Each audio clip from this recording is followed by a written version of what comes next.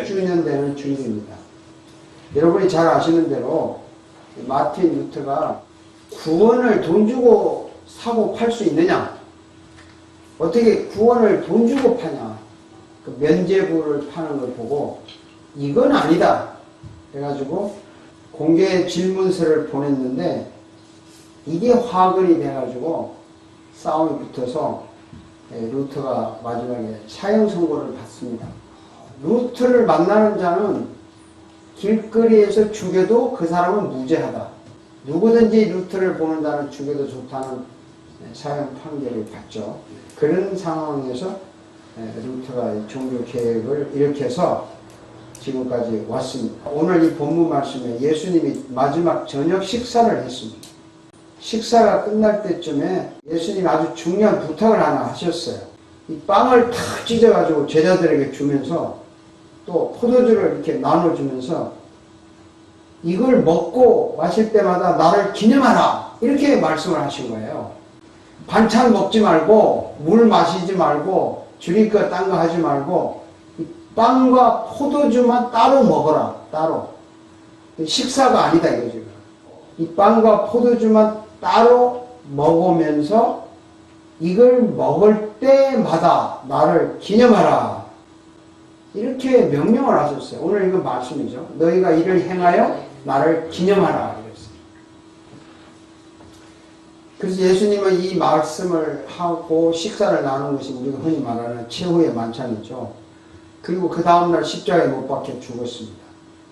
그리고 3일 만에 살아나셨습니다. 그리고 40일 동안 제자들을 만났는데 약 500명의 사람들에게 만난 후에 천국에 올라가셨어요. 그리고는 성령님을 보내서 교회를 세웠습니다. 교회가 모일 때마다 빵을 나누고 포도주를 나누는 예식을 거행하는 거예요. 이걸 기념하라 했기 때문에. 그때부터 교회는 지금까지 성찬 예식을 합니다. 이것이 거룩한 식사라는 뜻이고요. 성찬이라는 말은. 이 성찬식을 거행할 때 무슨 일이 일어날 것이냐. 이런 이제 질문이 생긴 거예요. 과연 이 빵을 먹고 포도주를 나눌 때 무슨 일이 일어나느냐. 거기에 대한 여러 가지 해석이 나왔는데요. 캐톨릭에서는 화채설이라고 합니다. 이게 무슨 말이냐면 1215년에 이걸 결정했는데요. 빵과 포도주를 이 앞에 놓고 신부가 기도를 딱 하면 기도가 끝나자마자 이 빵이 진짜 예수님의 살이 되고 이 포도주가 진짜 예수님의 피가 된다. 우리 눈에는 빵과 포도주로 보이지만 실제로는 예수님의 살이고 피다. 그래서 화채설이라고 이렇게 말합니다. transubstantiation이라고 그러죠. 여기에 대해서 마틴 루터가 종교개혁을 일으키면서 반대한 거예요. 그건 아니다. 빵은 빵이고 포도주는 포도주지 어떻게 이게 살이 되고 이게 피가 되냐. 그건 아니다 하고 반격을 했어요. 그러나 이 빵을 먹고 포도주를 마실 때에 예수님의 피와 살이 빵 옆에, 빵 위에, 빵 아래 보이진 않지만 함께 존재한다. 그 순간에. 그래서 공제라고 그래요. 공존한다 하는 거예요. consubstantiation이라고 하죠. 그래서 우리 눈에는 안 보이지만 피와 살이 같이 있다. 그걸 먹을 때는 예수님의 피와 살을 먹는 그런 느낌이 있다는 거죠. 잉글리라고 하는 이 사람도 캐톨릭 신부인데 그건 아니야. 무슨 여기에 피가 오고 따라오고 보이지 않고 그 투마치 그냥 글자 그대로 기념하라고 했어. 그러니까 빵은 예수님의 몸을 상징하는 거고 symbolic meaning이고 포도주도 예수님의 피를 상징하는 거지 더 이상 아무것도 없어. 그냥 기념해. 예수님 나를 위해 죽었다고 하는 것을 기념하는 메모리얼리즘이라고 해요. 그래서 기념설이라고 합니다. 이렇게 이제 개혁을 하면서 의견이 달라졌어요. 존 칼빈이라는 사람, 이 사람 신부가 아니고 목사인데 그게 아니고 이렇게 나옵니다. 그게 뭐냐? 우리가 이걸 먹고 빵을 먹고 포도주를 마실 때 영적으로 부활하여서 성취하신 예수님의 그 영적인 몸과 우리가 연합하는 것이다. 하나가 되는 것이다. 그래서 영적 임재설이라고 해요. Spiritual Presence. 자, 이렇게 여러 가지 해석이 있는데 여러분 어느 것이 정확합니까? Spiritual Presence 장로님 맞대. 기념설이 맞아요? 해석은 이렇게 다양한데요. 어느 것이 더 맞는 해석인가 하기 전에 왜 성찬식을 하라고 했느냐? 왜 빵을 먹고 왜 포도주를 마시라고 했느냐라는 이 본질이 뭐냐를 먼저 알아야 돼요. 이 해석이 나오게 된 원리가 뭐냐? 뿌리가 뭐냐? 본질이 뭐냐를 알아야 돼요. 성찬식에 관한 내용이요. 마태복음, 마가복음, 누가복음에 다 나와요.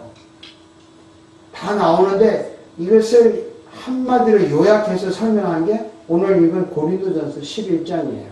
거기 26절에 이런 말씀이 나와요. 한번 읽어봅시다. 너희가 이 떡을 먹으며 이 세상을 때보다 주의 죽으심을 오실 때까지 전하는 것이니라. 이게 왜 빵을 먹어야 되고 왜 포도주를 마셔야 되는 그 이유를 설명하는 본질이에요. 이게 원리예요. 너희가 이 떡을 먹으며 이 잔을 마실 때마다 주의 죽으심을 오실 때까지 전하는 것이다. 성찬 예식을 하라는 것은 주의 죽으심을 계속 전하기 위해서 빵을 먹고 포도주를 마시라는 거예요. 주가 죽으셨다. 이것을 전하라. 이 두 마디가 성찬 예식의 본질이에요. 원리. 그리스도가 창원이를 위해 죽었다. 이것을 믿으라. 그리고 이것을 전하라. 이게 빵을 먹고 포도주를 마시라는 거예요.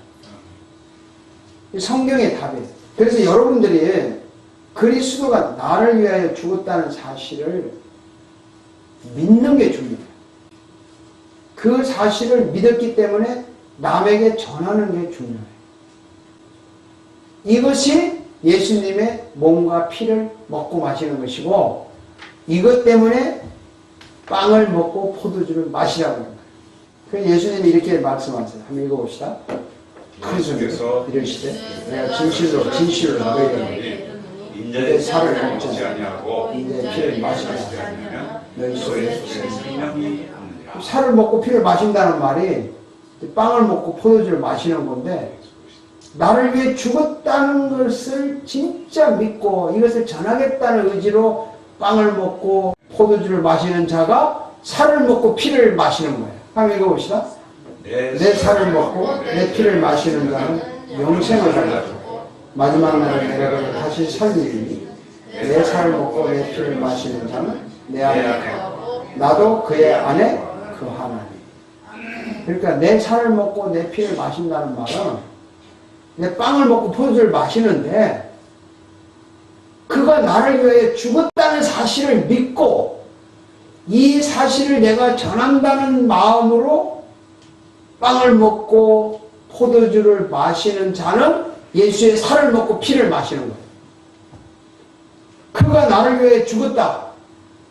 그래서 내가 살았다. 이 사실을 나는 전한다. 이것을 고백하는 자가 빵을 먹고 포도주를 마실 때 살을 먹고 피를 마시는 겁니다. 여러분 믿습니까? 간단하지만 이게 본질이에요. 그리스도가 나를 위해 죽었다. 그래서 내가 지금 살았다, 영적으로.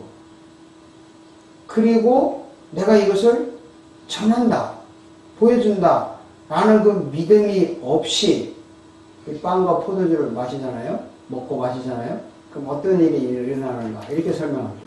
그러므로 누구든지 주의 소리가 자를 합당하지 않게 먹고 마시는 자는 주의 몸과 피에 저희를 주는 것이다. 이게 그 말이에요. 누구든지 주의 떡이나 잔을 합당하지 않게 먹고 마시는 자는 주의 몸과 피에 대해서 죄를 짓는다. 그가 나를 위해 죽었다는 사실을 믿지 않으면서 이걸 먹으면, 이걸 마시면 죄 짓는 거라고 했어요. 결국 성경에 돌아가면은요, 성찬예식의 원리 본질이 뭐죠? 여러분. 예수는 주의 죽으심을 죽었다. 내가 이거 때까지 믿고 전한다. 요게 본질이에요. 여기에 대한 해석이 아까처럼 뭐 다양하게 있을 수 있어요.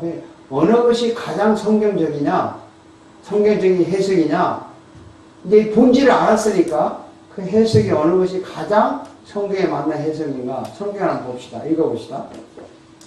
축사하시고 되어 이르시되 이것은 너희를 위하는 내 몸이니 이것을 하여 나를 기념하라 하시고 19회 동안 그와 같이 잔을 가지시고 이르시되 이 잔은 내 피로 세운 새 언약이니 이것을 행하여 마실 때마다 나를 기념하라 하셨습니다.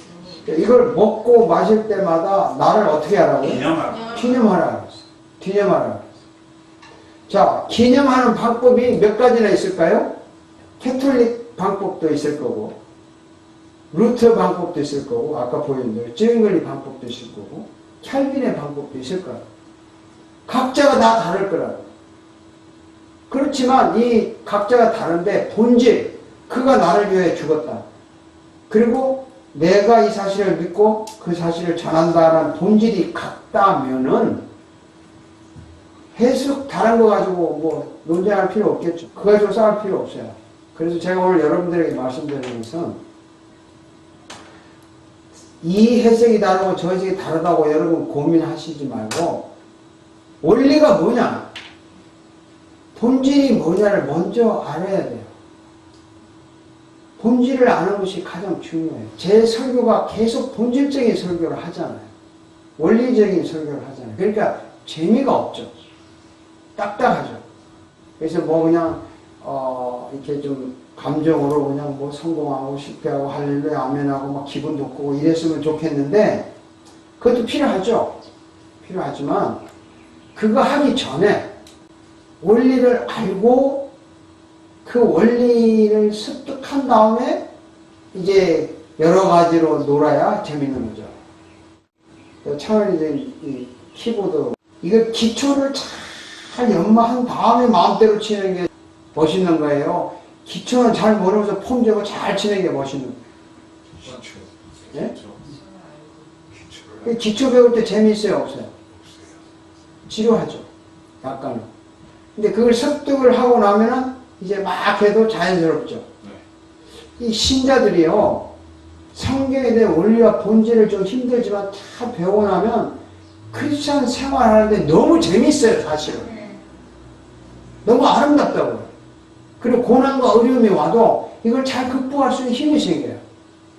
그런데 이 원리와 기본이 좀 약하니까 일로 휙 갔다 저로 휙 갔다 그냥 감정에 의해서 막 움직이는 이런 현상이 많이 일어나죠. 자, 오늘 우리가 성찬식을 하는데 지금 그가 나를 위해 죽었다는 걸 믿는 사람, 그리고 내가 이 사실을 정말 전하겠다, 말로 전하다 행동을 전하다 한 사람은 이거 빵을 먹고 포도주를 마실 때 그리스도가 우리에게 주시는 그리스도 하나 되는 기분, 그리스도가 나를 위해 죽었다고 하는 그 감동, 그리고 그리스도가 앞으로 영원한 천국에까지 나를 인도하시겠다는 그 소망, 그 희망 속에 어떤 사람은 아픈 마음도 치료가 일어나고 어떤 사람은 병도 고침을 받고 어떤 사람은 이걸 받으면서 미워했던 사람 용서가 일어나고 어떤 사람은 이걸 먹을 때 마음에 정말 죄가 막 회개가 나와서 눈물이 나고 이런 놀라운 역사가 실제로 일어나는 거예요.